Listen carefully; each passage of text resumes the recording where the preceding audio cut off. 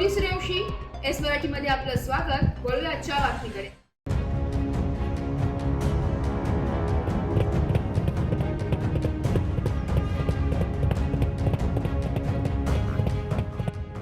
सुरगाणा पेठ, दिंडोरी, कळवण, त्र्यंबकेश्वर या आदिवासी भागातील समस्या गेल्या अनेक वर्षांपासून जेथे आहे.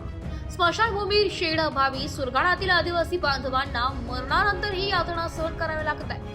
बुधवारी उंबरठाण ग्रामपंचायत अंतर्गत येणाऱ्या देवीपाडा येथे मोतीराम येवाजी बागुल वर्ष 65 या वयोवृद्धावर भर पावसात ताडपत्री खाली अंत्यविधी करण्याची वेळ आली.